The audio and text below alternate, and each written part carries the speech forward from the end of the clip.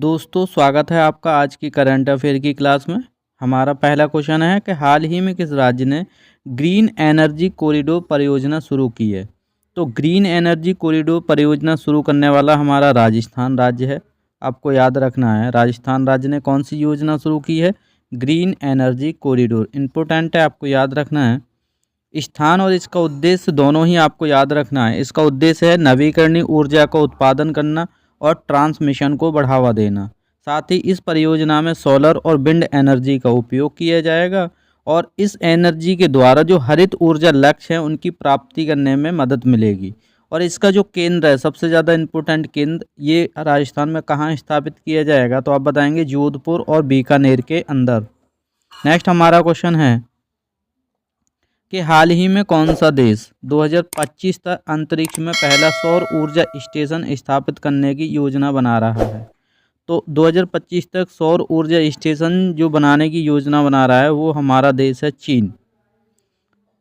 Next इसकी explanation देखते हैं। तो चीन क्या करेगा, अंतरिक्ष से पृथ्वी तक स्वच्छ ऊर्जा का ट्रांसमिशन करेगा।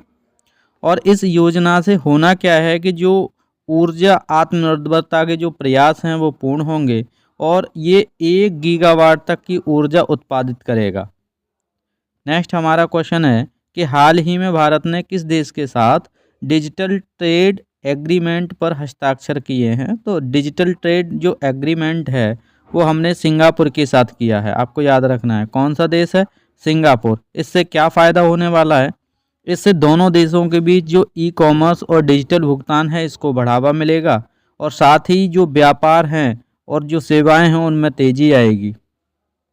नेक्स्ट हमारा क्वेश्चन है कि हाल ही में इसरो ने किस नए सैटेलाइट का सफल प्रक्षेपण किया है। तो वो सैटेलाइट हमारी है GSAT-24। ये कार्य किस में करेगी, जो हमें हाई स्पीड इंटरनेट प्रोवाइड करने में मदद करेगी। इसका उद्देश्य देश भर में हाई स्पीड जो ब्रॉडबैंड सेवाएं हैं वो हमें उपलब्ध कराएगी और ये पूरी तरह से घरेलू आवश्यकताओं को पूरा करने में मदद करेगी। और ये सैटेलाइट फ्रेंच गुयाना से क्या किया जा रहा है, इसको लॉन्च किया जा रहा है और इसका कार्यकाल 15 वर्ष है। आपको याद रखना है।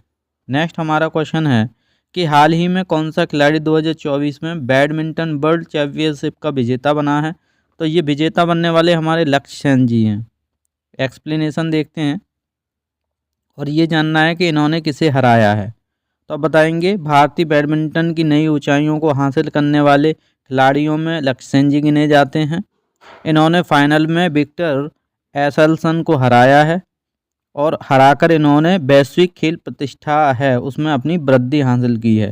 नेक्स्ट हमारा क्वेश्चन है कि हाल ही में भारत सरकार ने किस योजना के तहत डिजिटल विलेज मिशन का विस्तार किया है। तो डिजिटल विलेज मिशन का विस्तार करने वाला इंडिया मिशन है, डिजिटल इंडिया मिशन। आपको याद रखना है ऑप्शन नंबर ए। इससे क्या फ़ायदा होने वाला है और इसका उद्देश्य क्या है, दो चीज़ें आपको याद रखनी है। इसका जो उद्देश्य है ग्रामीण क्षेत्रों में डिजिटल सेवाएं और इंटरनेट कनेक्टिविटी को बढ़ावा देना। इस मिशन में हर गांव में डिजिटल प्रशिक्षण केंद्र स्थापित किए जाएंगे और ग्राम पंचायतों को ऑनलाइन सेवाएं प्रदान करने में सक्षम बनाया जाएगा। नेक्स्ट हमारा क्वेश्चन है कि हाल ही में किस देश ने पहली बार अपने राष्ट्रीय डाटा संरक्षण अधिनियम को लागू किया है। तो राष्ट्रीय डाटा संरक्षण अधिनियम लागू करने वाला ब्राज़ील देश है। क्या है, ब्राज़ील देश। इसका उद्देश्य क्या है, डाटा गोपनीयता और साइबर सुरक्षा को सुनिश्चित करना इसका उद्देश्य है। इस अधिनियम से होना क्या है, इस अधिनियम से जो डाटा है उसमें सुरक्षा और जो गोपनीयता है उन पर प्रयास किया जाएगा। हाल ही में किस बैंक ने ग्रीन इन्वेस्टमेंट फ़ंड की शुरुआत की है। तो ग्रीन इन्वेस्टमेंट फ़ंड शुरू करने वाला हमारा स्टेट बैंक ऑफ इंडिया है। आपको याद रखना है state bank of India SBI के द्वारा ये सराहनीय कार्य किया गया है। इसका उद्देश्य क्या है, सबसे पहले हमें जानना है। इसका उद्देश्य है हरित ऊर्जा परियोजनाओं में निवेश को बढ़ावा देना। इस फंड का जो मुख्य फोकस सोलर और विंड एनर्जी को प्रोडक्ट स्टार्ट कराना है। यह पहल भारत में कार्बन उत्सर्जन को कम करने में एक सहायक सिद्ध हो सकती है। इस फंड के तहत निवेशकों को कर में लाभ दिया जाएगा, जो वो टैक्स पे करते हैं उस टैक्स पे में क्या कमी मिलेगी, छूट मिलेगी, इसको कह सकते हैं। हमारा नेक्स्ट क्वेश्चन है हाल ही में वैज्ञानिकों ने किस नए वायरस का पता लगाया है। तो इम्पोर्टेंट आपको याद रखना है। तो इसका करेक्ट आंसर है जेनोमिक्स 3। नए वायरस का नाम क्या है? जेनोमिक्स 3। और वैज्ञानिकों के द्वारा जेनोमिक्स 3 के फैलाव और प्रभाव को समझने के लिए इस पर अध्ययन किया जा रहा है। और ये वायरस कहाँ पाया गया है, ये सबसे इम्पोर्टेंट आप बताएंगे। ये जो वेटलैंड एरिया है, मतलब जो आर्द्र भूमियाँ हैं, वहाँ पर इसको खोजा गया है।